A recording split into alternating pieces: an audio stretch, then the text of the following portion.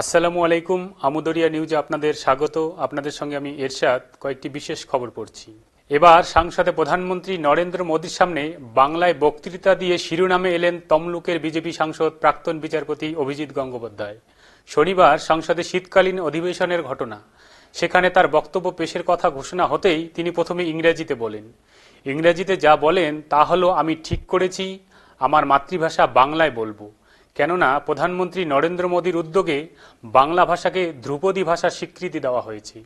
এরপরে কয়েকজন হিন্দিতে বলতে হবে বলে আওয়াজ তুললেও আগাগোড়া বাংলায় বলেন তিনি। তার এই বাংলা বলার অনমনীয় মনোভাব সোশ্যাল মিডিয়ায় প্রশংসিত হচ্ছে। আসি পরের খবরে।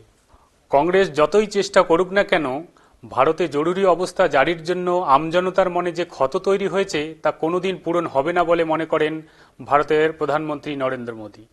শনিবার সংসদে শীতকালীন অধিবেশনে সংবিধান নিয়ে আলোচনা ছিল। সেখানে বক্তব্য পেশ করতে গিয়ে প্রধানমন্ত্রী বারে বারেই কংগ্রেসকে আম জনতার স্বাধীনতা খর্ব করার দায়ে অভিযুক্ত করেছেন। তিনি এটাও বলেছেন, জরুরি অবস্থা জারি করে গোটা দেশকে কার্যত জেলখানায় পরিণত করেছে সে সময়ের কংগ্রেস সরকার। আসছি পরের খবরে। আদালত আগেই মত প্রকাশ করেছিল যে বধূ নির্যাতনের যে ধারা দেওয়া হয়েছে সেই ধারাকে যেন কেউ স্বার্থসিদ্ধির জন্য চেষ্টা না করে। বেঙ্গালুরুর ইঞ্জিনিয়ার অতুল সুভাষের আত্মহত্যার মামলায় একথা বলেছিল আদালত। সেই মামলায় অতুলের বাড়ির লোকজন তার স্ত্রী ও শ্বশুরবাড়ির লোকজনের বিরুদ্ধে অভিযোগ করেছিলেন। শনিবার পুলিশ অতুলের স্ত্রী নিকিতা সিনহানিয়াকে গুরুগ্রাম থেকে গ্রেপ্তার করেছে। আগেই পুলিশ ধরেছে নিকিতার ভাই এবং তার মাকে। তাদের প্রয়াগরাজ থেকে গ্রেপ্তার করা হয়। ধৃতদের বিচার বিভাগে হেফাজতে পাঠানোর নির্দেশ দিয়েছে আদালত। এখন নিয়ে নিচ্ছি ছোট্ট একটি বিরতি। বিরতির পরে আবার আসছি খবরে।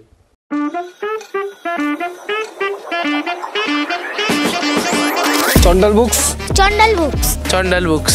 উত্তরবঙ্গের একান্ত আপন 42তম উত্তরবঙ্গ বইমেলায় চন্ডালে প্রকাশিত নতুন 35টি বই। চন্ডাল বুকসের স্টলে এলে পেয়ে যাবেন মনের মতো ডিসকাউন্ট।